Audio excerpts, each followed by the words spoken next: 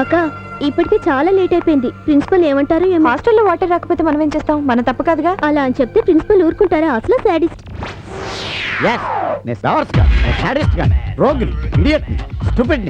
అని మీరు అనుకుంటారు. I don't care. అబ్బే అలా ఎప్పుడూ అనుకోలేదు సార్. అంటే వెరైటీగా అప్పుడప్పుడు అనుకుంటారా? మీటింగులు వద్దు, రీజన్ కావాలి. కాలేజీకి లేటుగా ఎందుకు వచ్చారు? ఇవాళ హాస్టల్లో వాటర్ రాలేదు సార్.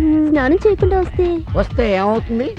3 రోజుల నుంచి నేను స్నానం చేయకుండా డ్రెస్ చేంజ్ చేసుకోకుండా వస్తున్నాను. ఏమైంది? Still now I am principal. Sir సరా చేయవాసం చూడు. పీల్చు బాగా. లేదు సార్. లేటుగా రావడం, స్టోరీస్ చెప్పడం మీ సిస్టర్స్కి అలవాటు అయిపోయింది. ఇక నుంచి ఇలాంటి కాకమ్మ కథలు చెప్పొద్దు.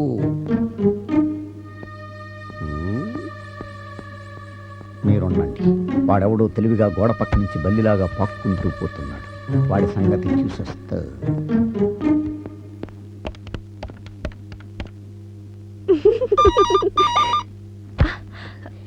వద్దు. Hello hello good morning madam. Principal గారు ఉన్నారా? మేడం అట మేడం. Useless fellow. చెప్తా. లేరండి, పోయారు. వాట్? పోయారా? ఎప్పుడు? రాత్రి హార్ట్ అటాక్. అక్క మన టైం అసలే బాగోలేదు. ఆ ఫోన్ చేసిన ప్రిన్సిపల్ గారేమో. My dear friends, students and countrymen, a good news! మన పాలిక సద్దాం హుస్సేన్ ప్రిన్సిపల్ గంగరాజు కన్నరాత్రి మరణించారు.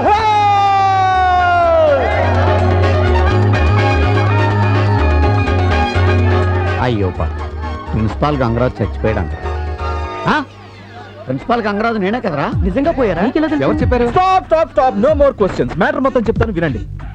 రాత్రి 10 గంటలకి తలుపు టక్ టక్ మరి చప్పుడైంది. పందికొక్కు తలుపు గీకుతుందేమో అనుకున్నాను. బాసు నీ రూమ్ లో పందికొక్కులు కూడా ఉన్నాయా? 2 ఉన్నాయి, వదిలేయి. వెళ్ళి తలుపు తీసా. పందికొక్కులు కావు, మన ప్రిన్సిపల్ గారి వైఫ్. అంటే మన ప్రిన్సిపల్ గారి వైఫ్ కి నీ రూమ్ తెలుసన్నమాట. Please no double meanings. నన్ను చూడగానే ఆవిడ మీ సార్ మనకి లేరు బాబు అని బర్స్ట్ అయిపోయింది. నిన్ను చూసి బర్స్ట్ అవడం ఏంటి బాసు? వరస్ట్ గా.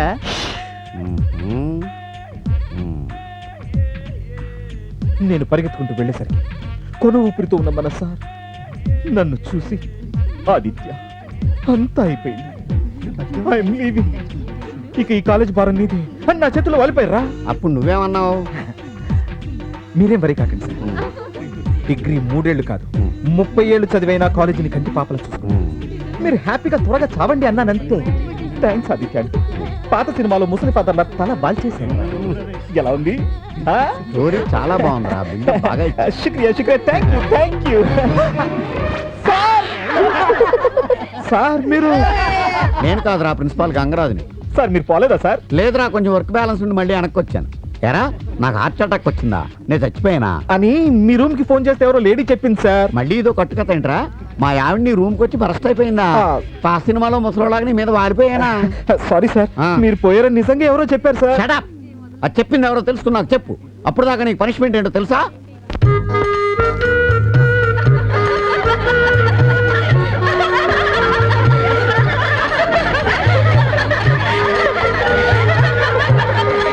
నా అడ్రస్, ఫోన్ నెంబర్ ఇస్తాను. మీరు ఎప్పుడైనా కాంటాక్ట్ చేయొచ్చు. Hello, welcome to Annavaram.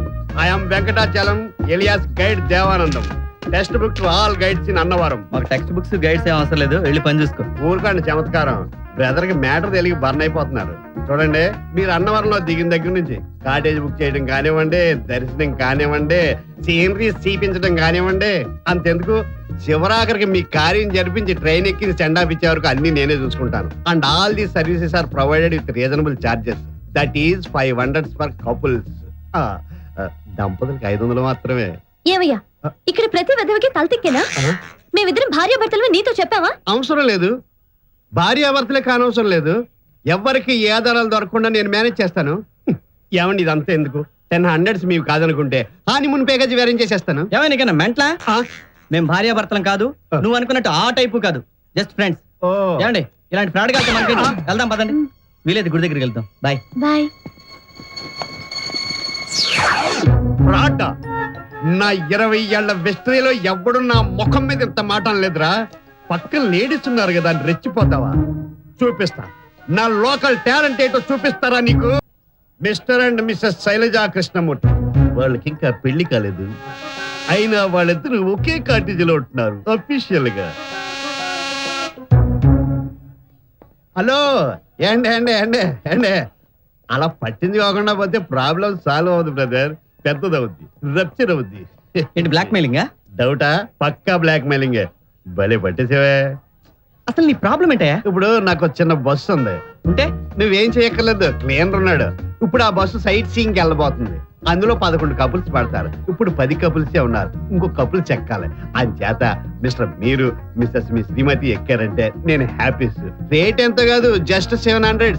అంత డబ్బిచ్చి అన్నవరంలో నీ డొక్కు బస్సే ఎక్కాలా? అబ్బే, ఒరిజినల్ కపుల్స్ అంత ఎందుకిస్తారు, జస్ట్ 300సే. మంద ఫ్రాడ్ కేసు కదా, స్పెషల్ ప్యాకేజ్.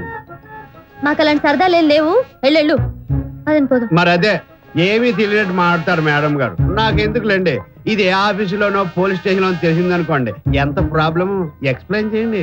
నువ్వు చాలా ఓవర్ అవుతున్నావు, కొంచెం తగ్గించుకుంటే బాగుంటుంది. లేదో వీడితో గొడవ ఎందుకండి? మనం ఎలాగో దర్శనానికి వెళ్ళడం లేదు కదా, పగలంతా ఖాళీయేగా, పోనీ వెళ్దామా? ఆ, మరి కాటేజీ అది. మేడం గారు సరదా పడుతుంటే మీరేంటండి మొక్కలు అడ్డుకుంటారు? పోనీ మీరు ఒక్కరండి మేడం. ఏయ్. మరి అందుకే ఇద్దరిని రమ్మంటుంటా. హాయ్ నాన్న, సినిమాకి వెళ్దామా, సర్కస్కి వెళ్దామా? దేనికంటే దానికేనమ్మా.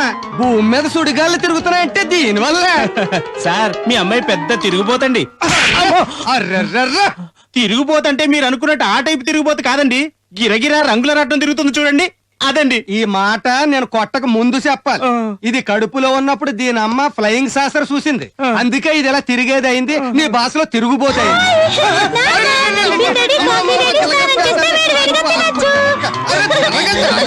అరే చెరగ ఇప్పుడు. అరే కదల, నీ చుట్టూ నువ్వు ఎప్పుడన్నా తిరగచ్చమ్మా. రేపు నీ బావ వస్తున్నాడు, ముందు నీ చుట్టూ తిప్పుకో. సార్ నేను ఒక మాట అడుగుతాను, మళ్ళీ కొట్టరు కదా? అది నువ్వు పేలే పేలాపన మీద ఆధారపడి ఉంటది. మీది మర్డర్లు చేసే ఫ్యామిలీ కదా, మీ అమ్మాయికి మంచి మర్డర్లు చేసేవాడి నుంచి పెళ్లి చేయొచ్చు కదా, ఉద్యోగం చేసే బావ నుంచి పెళ్లి చేస్తానంటారేంటండి? ఒరే నువ్వు ఎదవలా ఆలోచించావు, నేను ఎలల్లా ఆలోచించాను.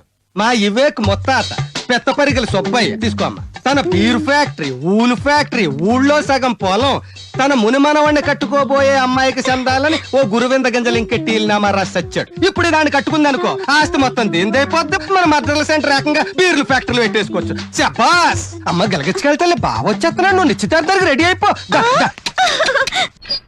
ఇదిగో ఇక్కడ ఆపు.